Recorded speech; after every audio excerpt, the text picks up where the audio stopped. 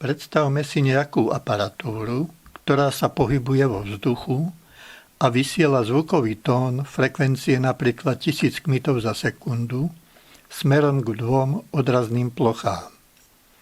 Účelom tohto videa je poskytnúť výpočet, či na základe vyhodnotenia odrazov týchto signálov je možné určiť rýchlosť pohybu aparatúry voči tomuto vzdušnému prostrediu.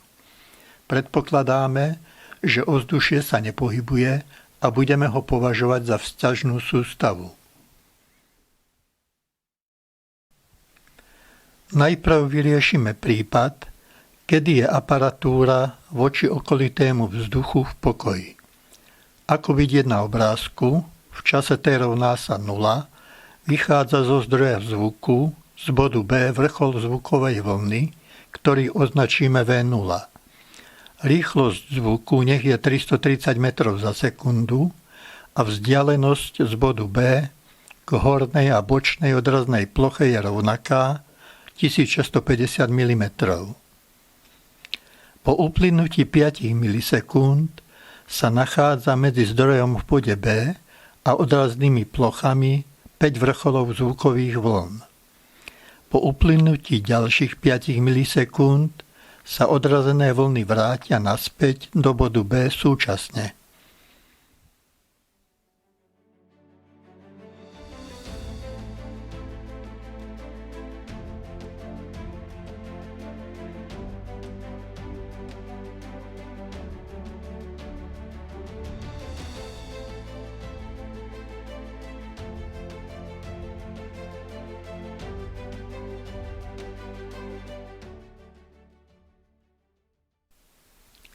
Na grafe je znázornené, ako sa v závislosti na čase mení okamžitá hodnota intenzity všetkých troch vln v bode B, ale hlavne si všímame, že medzi nimi nie je žiadny fázový posun. V čase 10 milisekúnd sa do bodu B práve vrátili odrazené vrcholy vln V0 a súčasne v tom okamihu tam vznikol nový vrchol vlny V10. Ak by sme odrazenú a vysielanú zvukovú vlnu v bode B snímali pomocou mikrofónov a zosilnili každú z nich na rovnakú úroveň, po ich sčítaní by bola amplitúda výslednej vlny dvojnásobná, pretože nie je medzi nimi fázový posun. Teraz preveríme situáciu, aké dostaneme výsledky, keď sa aparatúra bude pohybovať rýchlosťou 66 metrov za sekundu voči vzduchu. Doba, za ktorú dorazí vrchol vlny V0 z bodu B k hornej odrazovej ploche, je 5 milisekúnd, ako vyplýva z obrázku. Aparatúra sa posunie voči pôvodnej polohe v čase 0 o vzdialenosť 330 mm.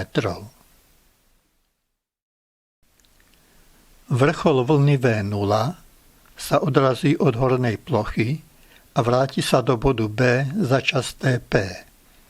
Za tento čas Tp sa posunie aparatúra s bodom B o vzdialenosť U rovná sa V krát Tp.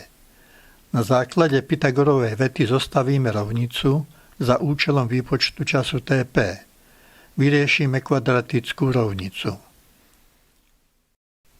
Výpočet ukázal, že vrchol vlny V0 sa vráti z hornej plochy do bodu B za 5,416 milisekúnd. Celkový čas od momentu vyslania vrcholu vlny V0 do jeho návratu do toho istého bodu je celkové 10,416 milisekúnd. Keď sa aparatúra nepohybovala, ten čas bol presne 10 milisekúnd.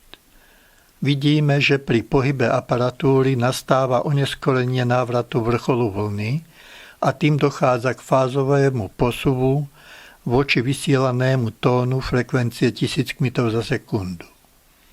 Urobíme ešte výpočet, za aký čas sa vráti vlna vyslaná v smere pohybu aparatúry odrazená od bočnej plochy.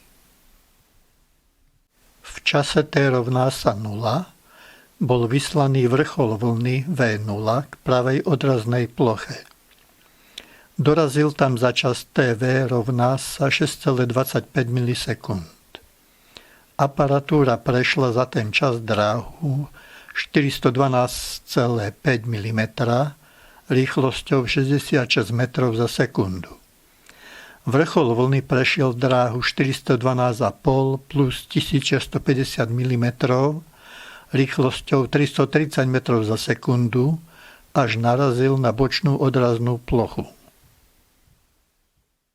Vrchol vlny V0 sa odrazil od bočnej odraznej plochy. Za čas Tn rovný 4,1666 milisekúnd sa dostal do bodu B, ktorý sa pohyboval s celou aparatúrou v ústrety tejto vlne.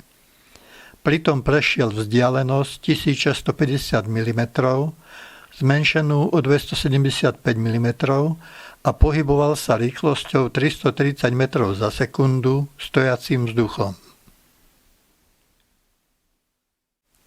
Výpočty ukázali, že zvukové vlny vyslané z bodu B v smere pohybu a naprieč smeru pohybu aparatúry sa vrátili naspäť do bodu B za presne rovnakú dobu 10,41666 milisekúnd. Obidve odrazené vlny došli s oneskorením 10,416 milisekúnd, kým v prípade, že sa aparatúra nepohybovala voči vzduchu, bolo oneskorenie len 10 milisekúnd. Obidve odrazené vlny sú rovnako fázovo posunuté voči vlne vznikajúcej v zdroji zvukovej frekvencie o uhol 149,8 stupňa. Ak by sme upravili odrazenú vlnu a vlnu vznikajúcu v zdroji zvukových kmitov na rovnakú úroveň a potom urobili súčet vln, ako je to znázornené na obrázku, výsledná vlna by mala menšiu amplitúdu ako ktorákoľvek z uvedených dvoch vln. Veľkosť fázového posuvu odrazenej vlny voči vlne vznikajúcej v zdroji je závislá od rýchlosti aparatúry voči vzduchu, tak v princípe je možné zistiť, či sa aparatúra voči okolitému prostrediu pohybuje a aká je jej rýchlosť. Do určitej miery môžeme využiť získané výsledky výpočtov aj v prípade svetla. V minulosti sa uskutočnil pokus známy ako Michelson-Morleyov experiment a týkal sa éteru ako prostredia, v ktorom by sa mohlo šíriť svetlo. Pokus mal rozhodnúť o existencii éteru. Pokusná aparatúra spolu so Zemou sa počas pokusu pohybovala predpokladaným éterom a aspoň v niektorých polohách Zeme na obežnej dráhe okolo Slnka mal nastať fázový posúv medzi odrazenými svetelnými signálmi. Fázový posúv mal ukázať, že sa aparatúra voči éteru pohybuje. Výsledok pokusu bol negatívny a usúdilo sa preto, že éter neexistuje. Ale ak bol Michelson-Morleyov experiment založený na princípe popísanom v tomto videu, výsledok musel byť v každom prípade negatívny. Z predchádzajúcich výpočtov vyplýva, že nemožno očakávať žiadny fázový posúv medzi pozdĺžným a priečným odrazeným signálom pri pohybe pokusnej aparatúry.